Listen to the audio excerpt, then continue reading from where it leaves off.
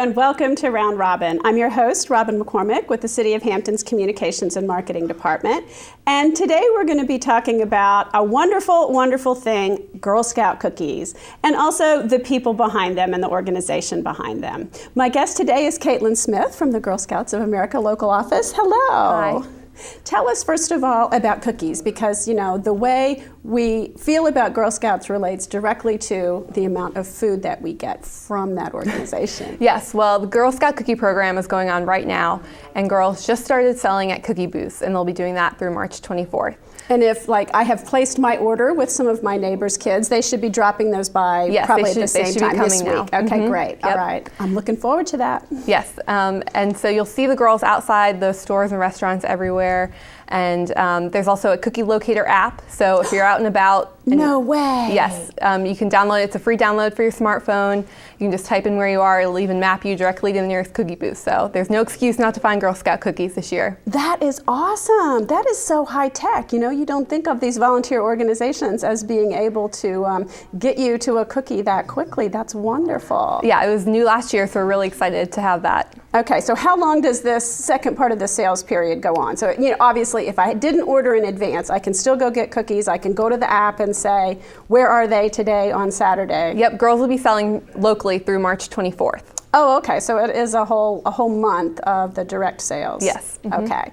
Now, what are people's favorite cookies? I mean, some of these have been around. Sometimes you bring out new flavors. I know personally, mine is Thin Mints. I will order, you know, nearly a case of Thin Mints. Well, Thin Mints are the most popular flavor. Are they really? Okay. Followed up by the Samoas, which are the coconut and caramel. Yeah, that's my second And then favorite. the trefoils, which are the shortbread cookie. The as plain well. ones. Yeah, I don't bother with those.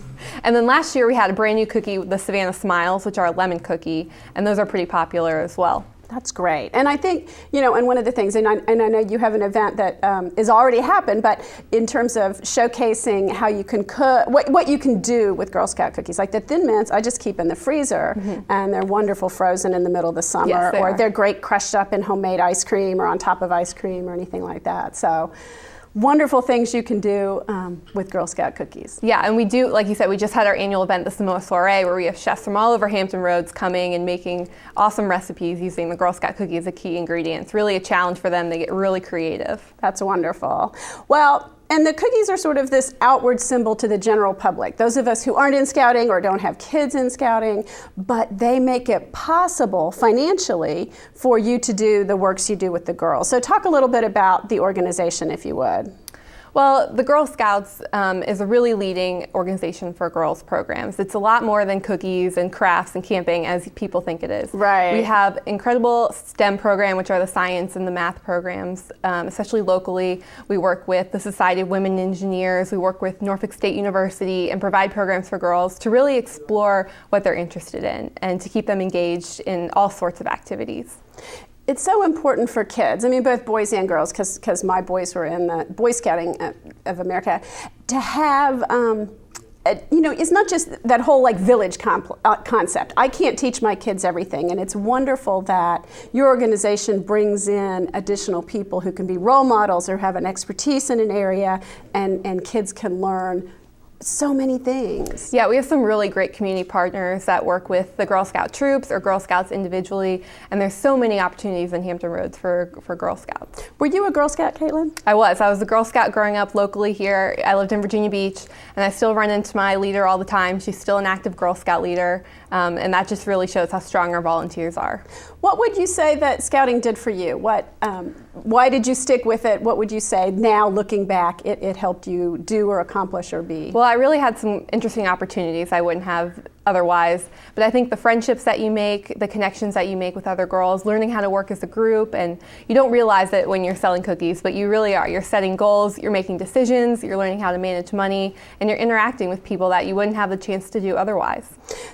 This is a horrible stereotype, but sometimes girls are a little more shy, and one of the things that you have to do if you're going to knock on that door or even approach your parents' friends is to be out there and have presence and be convincing and a little bit of public speaking. I mean, it's a good skill. Absolutely, and girls, there's some really great cooking entrepreneurs that we have out there. I think I know some of them. Yeah, and the girls even go to local businesses and make presentations about what their troop is going to do with the proceeds or the community service project funds that they need, and they'll try to sell cookies there. And so girls are really creative with coming up with new ways to sell the cookies. So how many cookies do we consume in Hampton Roads? What is your goal for this year? Well, our council goal is to sell 1.65 million boxes of cookies this year. And each girl sets her own personal goal to help our whole council get to where we want to be.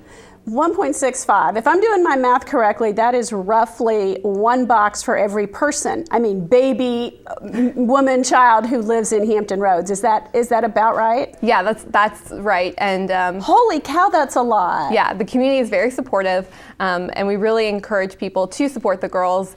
And when you see them out there, engage them in conversation. Ask them what their goal is. Ask them what they're doing with their cookie money this year, because taking it to that next level for them and letting them interact with you is a really important part of the program.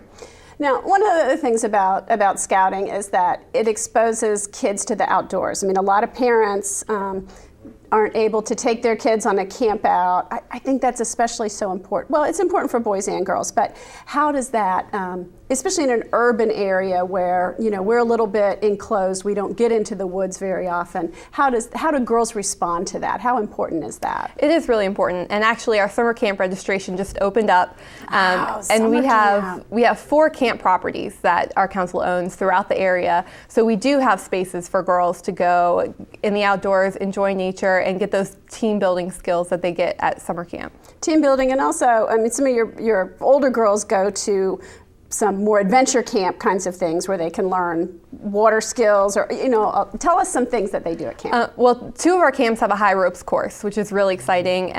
We have canoeing opportunities, swimming, at our day camp and resident camp. There's all sorts of activities, anything from outdoor cooking to those adventure camps, like you said. That's wonderful. So what do individual, like, okay, so this is what the council as a whole does, and people have these opportunities. What do kids in a troop do? How do they plan their own projects? I mean, how do they come up with what they're going to do or focus on? Girl Scouts is a girl-led organization.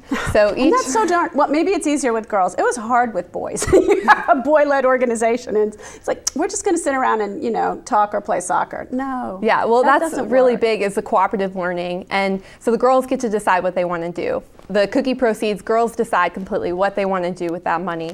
So if troops like outdoors, then they can focus on that. If they prefer community service projects, which a lot of our girls do focus on, they can do that as well. It's completely up to them. They work with their leaders at the beginning of each troop year, which starts in September, and they decide what they want to do. All right, I'm going to ask you a question now, which is, how is scouting today the same as it was when you were in grade school? Well, I think it's still rooted in those same key qualities. We really want to build girls of courage and confidence and character to make the world a better place.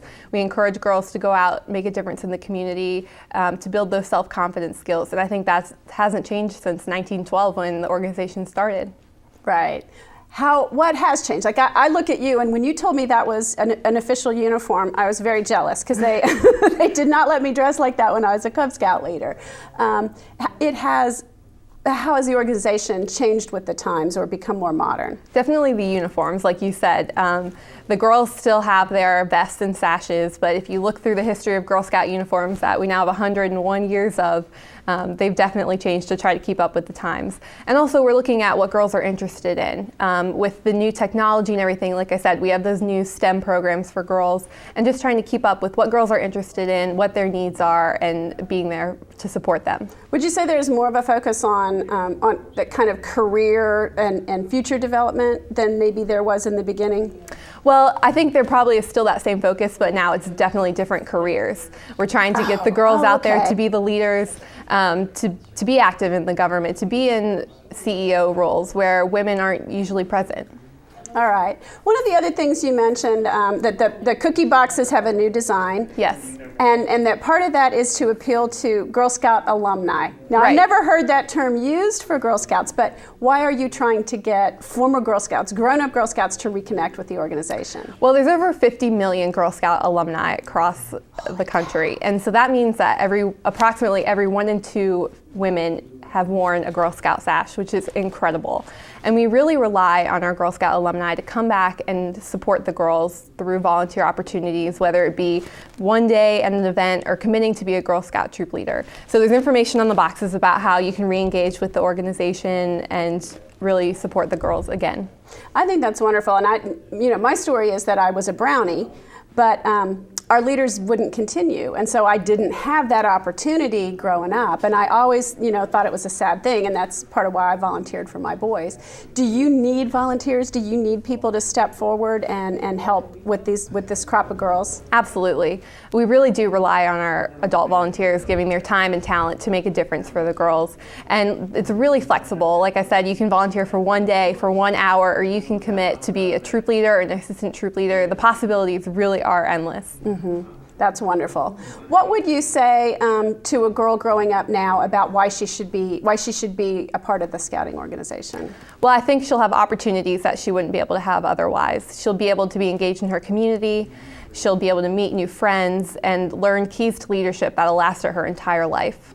I think that's so important. I was at a function recently for the schools, and people were saying some of the things they wish the schools would do. Mm-hmm. And among those were sort of those life skills and leadership development. And I thought, geez, with the amount of time that schools have kids, they have to focus on the academics, and we have to have other organizations that teach kids leadership and responsibility and give them these other opportunities as well. And Scouting is definitely one of those that does that. Absolutely. And a great thing about Girl Scouts is that when girls are in an all-girl environment, they don't have to worry about some of those gender stereotypes. And it really gives them the confidence to take things to the next level, to take initiative, and try their chance at leadership. Right. And especially, once puberty starts to kick in and girls begin to be worried about what boys think of them, sometimes they shut down, or they don't feel free exactly to be themselves. And so that all-girl environment really does give them a chance to do that. Right. And especially with those female role models, again, the strong female role models are another great element of the Girl Scouts as well. There's some statistic, and you may not know it, but in general, a lot of women who are in leadership roles, and I went to your leadership breakfast, and so it was someone from, was it Norfolk Southern Railroad, I think? Yes. Mm-hmm. But it is a large number of women who are in leadership roles today did have that Scouting background. Right, and that's what we like to do, is connect, especially with our local women who are Girl Scouts, to let them tell the girls about their Girl Scout experience and how it led them to where they are today, what things they learned, and why it's really important to stay in the Girl Scouts throughout your school career. That's wonderful. And again, how do we make all of this possible, this wonderful organization? Well, partly you get some United Way funding, I believe. You can check that off on the United Way. Mm-hmm. But this is your main fundraiser. This is the main way that these troops raise money to do the things they want to do. Definitely. And all the proceeds for the Girl Scout cookie program stays right here with the local girls. And the troops can keep up to 70 cents per box, which really adds up when you have the cookie sellers like we do here.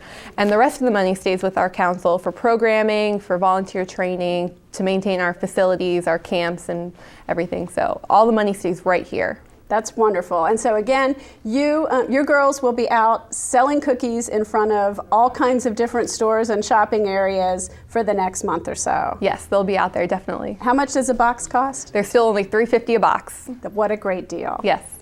All right. Is there anything else I've forgotten to ask you, Kaitlyn, that you wanted to mention? No, I think that's it. Just go out and support our girls and buy some cookies. That sounds great. Who could resist that? I can't. I've already either. Ordered some, and I feel certain I'll stop by and pick up some more. And I hope you will too. Thanks for watching.